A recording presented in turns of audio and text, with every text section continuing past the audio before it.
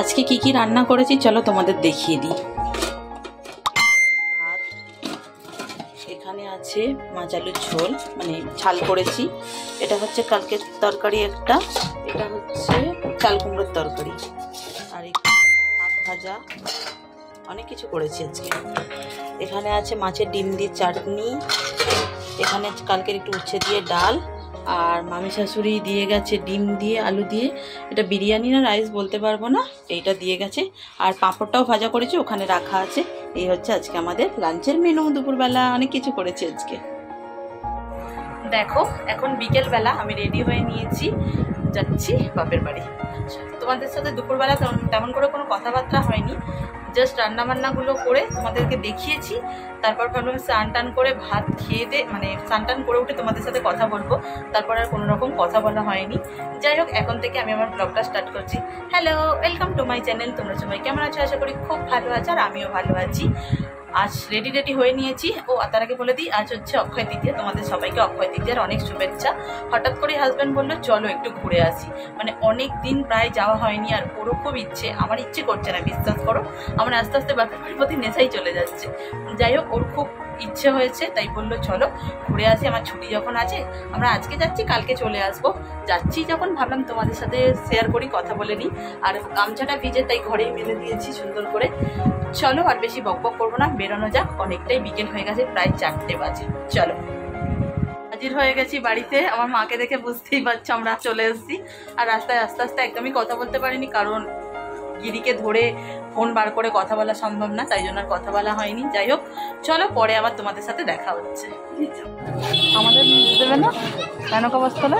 ওরা রাত্রেবেলা খুব খেতে যায়। কেন? দরকার আছে মানুষের লোকের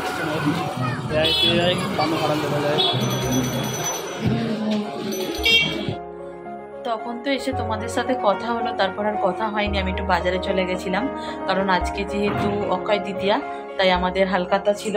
এই যে কাঠ, দেখো এটা হচ্ছে আমার নামে আর বাপের নামে, দুটো দিয়েছিল। আমি যে কাকুর দোকানের থেকে সমস্ত জিনিস করি, সেই কাকুই দিয়েছিল। আর এসছি যখন, তখন যাব না, এটা হয় না। তা গেছিলাম যখন বাজারে, একটু ঘুরটাও করে এলাম, দেখতেই পাচ্ছ। যাই হোক, হালখাতায় কি কি পেয়েছি চলো সেগুলো বরং তোমাদের দেখাই। আর ওখানে লস্যি খাওয়াচ্ছিল, যেটা আমি একদমই খাইনি, ভাই একা খেয়েছে। আর রাত্রেবেলা মেনুতে কি হচ্ছে সেটাও তোমাদের সাথে শেয়ার করবো। চলো তাহলে দেরি না করে একে একে সব দেখাতে থাকি। প্রথমেই তো দেখাই, একটা ব্যাগ দেখতে পাচ্ছ, সুন্দর একটা ব্যাগ দিয়েছে, কালারটা বেশ দারুণ, বেশ। হ্যাঁ, ব্যাগের চেনটা খুলে নিলাম। এবার দেখাই ভেতরে কি কি দিয়েছে।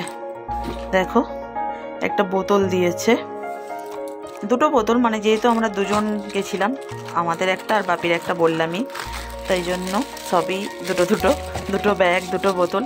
আর এই বোতলটার কালারটা দেখতে পাচ্ছ, একটু পিঙ্কিস, মানে পিঙ্কও বলতে পারো, আবার বেগুনিও বলতে পারো। যাই হোক, এটা দেখাচ্ছি না। আর আরেকটা বোতলের কালার যেটা ভাই নিয়েছে সেটা হচ্ছে ব্ল্যাক। আর তার সাথে কি দিয়েছে দেখি দিই তোমাদেরকে। এই দেখো, একটা শনপাপড়ির প্যাকেট দিয়েছে, আর দিয়েছে কিউট একটা ক্যালেন্ডার। দেখতে পাচ্ছ কি সুন্দর ছোট একটা কিউট ক্যালেন্ডার দিয়েছে না, দেখতে দারুণ লাগছে। আর কিছু দেয়নি। এই হচ্ছে হালকা গিফট, বলবে অবশ্যই তোমাদের কেমন লাগলো। চলো আজকে রাতের মেনুটা তোমাদের সাথে শেয়ার করি। আজকে অক্ষয় তৃতীয়া স্পেশাল, আর আমরা হট করে এসেছি, তাই মা দেখো লুচি, বেগুন ভাজা, আর এটা যে শনপাপড়ি প্যাকেট পেয়েছিলাম, একটা তো আমরা নিয়ে যাবো, আর একটা এখানে আছে। আর এই হচ্ছে আলুর দম। আর আমার ভাইকে দেখো, না দেখাবো না, অনেকগুলো লুচি নিয়ে বসেছে। যাই হোক, চলো চটপট খেয়ে নিই, আবার তোমাদের সাথে দেখা হচ্ছে কালকে। সকাল থেকে তোমাদের সাথে কোনো রকম কথা হয়নি, কারণ এখানে এসে একটা দিনের জন্য টাইম পেয়েছি, তাই মানে আমি সারাদিন ঘুরে ঘুরে বেড়াচ্ছি, সবার সাথে গল্প আনন্দ করে বেড়াচ্ছি। আর্ধেক সময় বৌদিদের বাড়ি পড়েছিলাম, ভাইপোদের সাথে গল্প টল্প করছিলাম। আর স্নান করে নিয়েছি, এখন করবো লাঞ্চ। আজকে লাঞ্চের মেনুতে মা কি বানিয়েছে চলো বরং সেটা তোমাদের ঝটপট দেখিয়ে দিই। ঠিক আছে, আজকে আমাদের মেনুতে আছে বেগুন ভাজা, আলু ভাজা, পটল ভাজা, আর আছে চিকেন। এই হচ্ছে আজকে আমাদের লাঞ্চের মেনু। চলো ঝটপট লাঞ্চটা ছেড়ে নিই। আর ওদিকে কি সুন্দর বাইরে একটা কোকিল লাগছে, দারুণ লাগছে দেখতে। দুপুরবেলা তোমাদের সাথে কথা হয়েছিল, কি মেনু হচ্ছে সেটাও দেখিয়েছি। তারপর আর কোনো রকম কথা হয়নি, কারণ প্রচণ্ড মেঘ করে এসেছিলো, প্রচণ্ড বৃষ্টিও হচ্ছিল। আজকে আমাদের আসার একদমই কথা ছিল না, কিন্তু যেহেতু কালকে হাজব্যান্ডের ডিউটি আছে, তাই বৃষ্টির মধ্যে ভিজে ভিজে চলে এসেছি। দুজনে মিলেই রেনকোট নিয়ে গেছিলাম, তাই রেনকোট পরে চলে এসেছি। মা অনেক করে বলছিল যাস না, আমি বললাম না মা, সকালবেলা কি হতো বলো তো, কাল তাহলে সকালবেলা 5টার সময় বেরোতে হতো, কিন্তু অত সকালবেলা আসাটা একদমই হয়ে ওঠে না, তাই আর থাকলাম না, চলে এলাম। মায়ের মনটা একটু খারাপ করছিল, মায়ের শরীরটা ভালো ছিল না, তার জন্য যাওয়া দেখতে। যাই হোক, মা এখন আগের থেকে অনেক ভালো আছে। আর কদিন পরেই তো বাপি আসবে জামাই ষষ্ঠীর নিমন্ত্রণ করতে, তারপর আবার যাবো জামাই ষষ্ঠীতে, বেশ কয়েকদিন থাকবো, কারণ ওখানে কিছু কাজকর্ম আছে। যাই হোক, এখন লাঞ্চ এই সব ভুলভাল বলছি, দেখেছো? এখন ডিনার করবো কেন, এখন অন্ধকার দেখিনি, তোমরা হয়তো ভাববে যে আমি লাঞ্চ বলেছি বলে হয়তো দুপুরে করছি, একদমই না। এখন ডিনার করব, বাড়িতে চলে এসেছি, মনটা একটু খারাপ নেই। যাই হোক, ওখানে থাকতে ইচ্ছা করছিল না, কারণ কি কারেন্ট ছিল না, বারবার কারেন্ট যাচ্ছিল, আসলে খুব অসুবিধা হয়। হাজবেন্ড আবার সকালে উঠে গাড়ি চালিয়ে আসবে, ওর কথা ভেবেই চলে এসেছি। যাই হোক, সব কথা বাদ দাও, পরে একদিন বলবো। আর দুদিনের মিলিয়ে একটা ভিডিও দিলাম, অবশ্যই জানাবে কেমন লাগলো। যদি ভালো লাগে তাহলে অবশ্যই একটা লাইক করবে। চ্যানেলটাকে যারা এখনো পর্যন্ত সাবস্ক্রাইব করোনি, যাও কি ঝটপট সাবস্ক্রাইব করে নাও।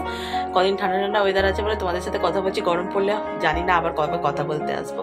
যাই হোক, চলো আজকের মতন টাটা, গুড নাইট, সবাই ভালো থেকো, সুস্থ থেকো, সাবধানে থেকো, টাটা।